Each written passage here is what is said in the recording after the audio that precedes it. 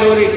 Cardiac को हम लोग यहाँ पर जो होता है कि ये पार्ट जहाँ से फूड खाते हैं और ऐसे नीचे की तरफ गया तो इसको कहते हैं कार्डियक स्फिंक्टर वाल्व कहते हैं ना, पता है आप लोगों को। फिर इसी के पास जस्ट यहीं पर स्टमक में फंडस होता है और फंडस के जस्ट नीचे यहीं पर क्या होता है, पाइलोरिक स्फिंक्टर वाल्व होती है जो स्मॉल इंटेस्टाइन को फूड को क्या कर देती है, ट्रांसफर कर देती है।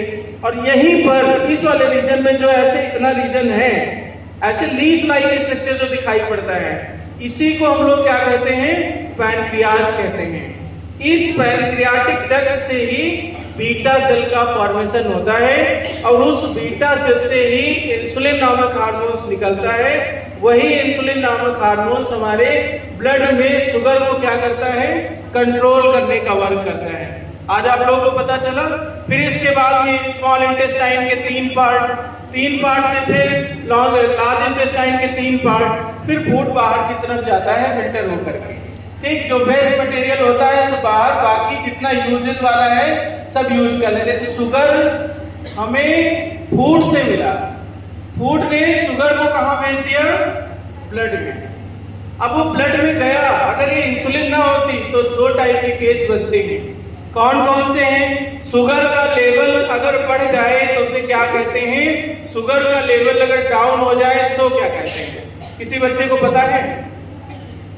शुगर का लेवल अगर बढ़ता है तो उसे क्या कहते हैं, और शुगर का लेवल अगर डाउन होता है तो क्या कहते हैं?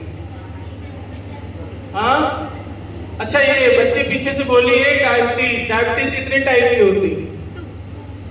2 टाइप की। कौन कौन सी होती है? डायबिटीज फर्स्ट, डायबिटीज सेकेंड, तीसरी भी होती है थर्ड। कितने लोगों को थर्ड पता है?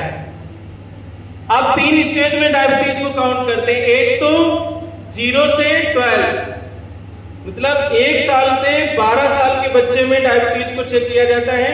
दूसरा 12 साल से 20 साल के, और फिर 21 साल से 65 साल तक।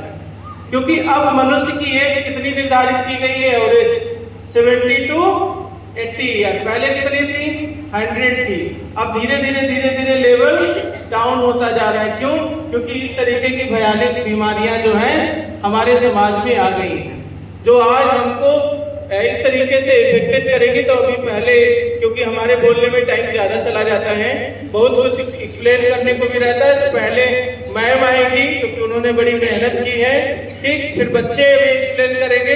अगर टाइम बच रहा है तो हम आप लोगों को टाइप ऑफ डायबिटीज और लेवल शुगर का ज्यादा होगा तो कौन सी डायबिटीज होगी, इंसुलिन का लेवल डाउन होगा तो कौन सी डायबिटीज होगी, इंसुलिन अगर बढ़ता है तो कौन सी डायबिटीज होती है, ये तीनों टाइप की डायबिटीज हम आपको बताएंगे।